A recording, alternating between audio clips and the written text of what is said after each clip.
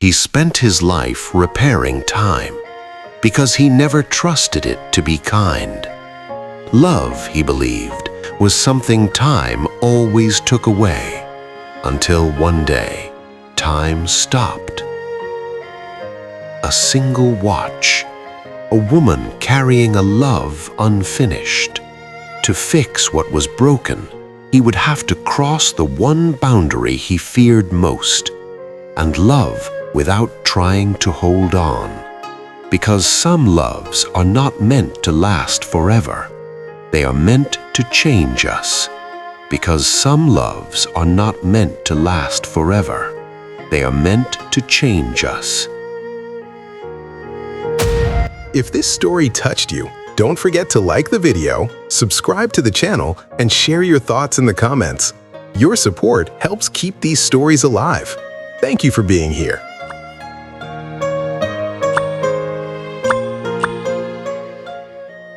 Time ruled Elias's life with quiet authority. At 36, he spent his days in a narrow workshop where the air smelled of metal, oil, and old wood. Shelves were lined with clocks in various states of repair, grandfather clocks with dignified faces, delicate pocket watches no bigger than his palm, wristwatches that once marked important moments in forgotten lives. Elias loved the logic of timepieces. Every movement had a cause, every tick followed a rule. When something broke, it could be fixed if you were patient enough. People, on the other hand, did not work that way. Love, he had learned, promised permanence but delivered erosion, slowly, inevitably. He had watched it happen to others. He had lived it himself. What began with certainty always ended with distance. So Elias chose control over hope. He repaired time, measured it, respected it, but never trusted it to be kind. Clara arrived just before sunset. She stepped into the workshop carrying an old pocket watch wrapped carefully in cloth, as though it were fragile in ways metal shouldn't be. Her presence disrupted the familiar rhythm of Elias's evening. The ticking seemed louder, the light warmer. "This watch stopped working," she said softly, "but it matters." Elias examined it out of habit, then froze. The mechanism inside was extraordinary, too precise, too complex, engraved with symbols and dates that followed no known system. When his fingers brushed the inner casing, the ticking slowed, then vanished. So did every sound around them. For a breathless instant, the world itself paused. Elias pulled his hand back, shaken. The noise returned, the clocks resumed. The watch lay silent. Something had reached out to him and expected an answer. Elias refused immediately. "There's nothing I can do," he told Clara, handing the watch back. "Some things aren't meant to be repaired." She studied his face, as if weighing whether to argue. Then she nodded. That's what he said too. After she left, Elias locked the door and stood alone among his clocks, trying to slow his breathing. He replayed the silence in his mind, searching for a rational explanation. That night, every clock in the workshop stopped at exactly the same second. Elias woke to a stillness he had never known. Time, the one constant he trusted, had faltered, and the idea terrified him. He reset the clocks obsessively, refusing to think about Clara, the watch, or the impossible pause that had followed his touch. If he ignored it, it would go away. It had to. The mentor came quietly, hidden in the past. While searching for spare parts, Elias uncovered an old leather-bound journal among his late father's belongings. His father had been a watchmaker too, brilliant, withdrawn, and deeply private. The journal spoke of moments when time behaved strangely, of watches that responded not to mechanics but to emotion, of love so intense it bent seconds, stretched moments, left echoes behind. Time is not broken, his father had written. It yields to what we refuse to release. Elias closed the journal slowly, his hands unsteady. The watch hadn't malfunctioned. It had recognized him.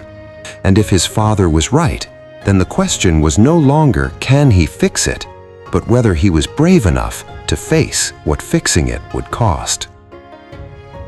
When Clara returned, Elias didn't hesitate. He didn't offer excuses. He didn't warn her away. He simply unlocked the workshop door and invited her inside, as if crossing a line he could no longer pretend wasn't there. "I can try," he said, "but once I start, I don't know what will happen." Clara nodded.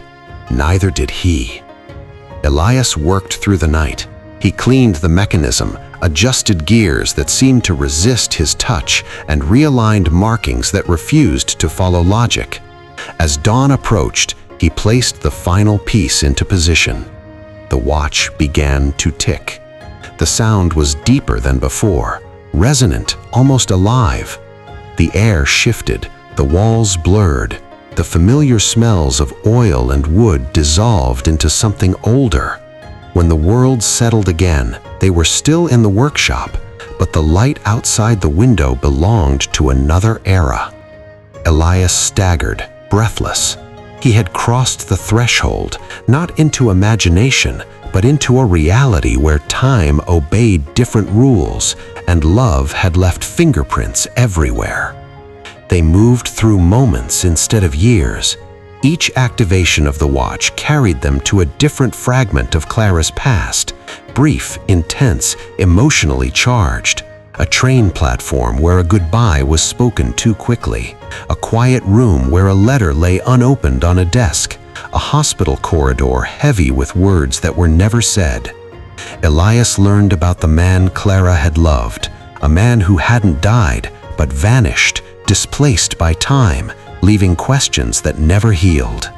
Clara, in turn, learned about Elias, his fear of loss, his belief that loving meant surrendering control. She challenged him with quiet honesty, refusing to let him hide behind logic. The watch became their ally and their enemy. Each jump weakened it. Cracks appeared in the glass. The ticking grew uneven. And with every moment Elias spent beside Clara, his feelings deepened into something dangerous, because time could take her away again, and this time he would feel it. The ordeal came without warning. The watch shattered during a jump, its mechanism sparking violently as they were pulled into a moment that wasn't meant to be revisited.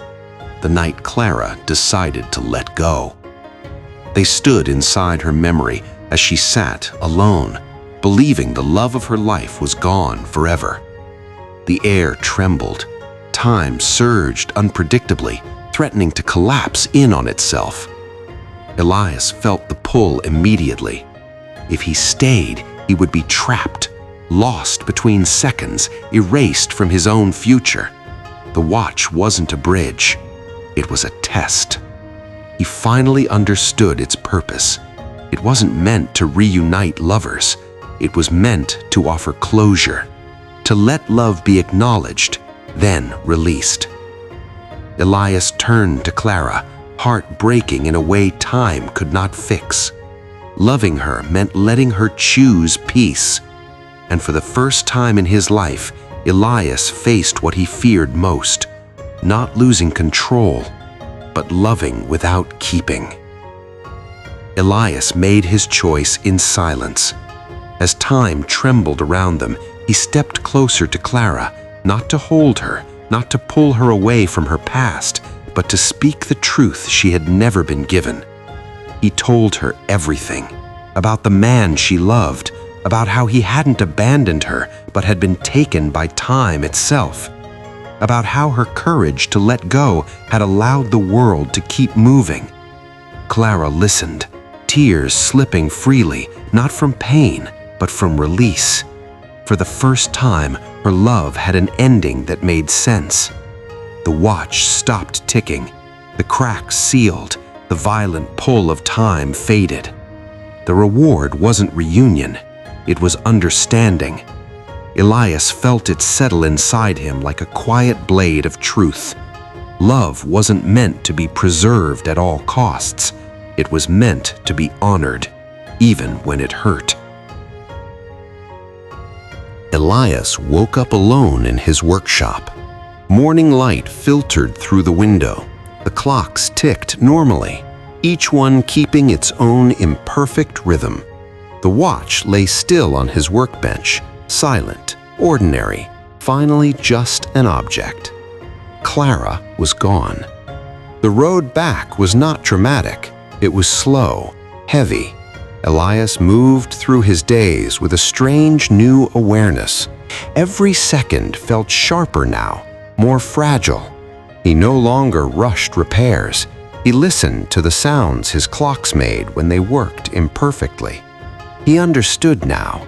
Time wasn't something to control. It was something to accompany. Years passed. Elias changed, not outwardly, but deeply. He smiled more easily. He spoke honestly. He loved moments without demanding they last. Then one afternoon, Clara returned.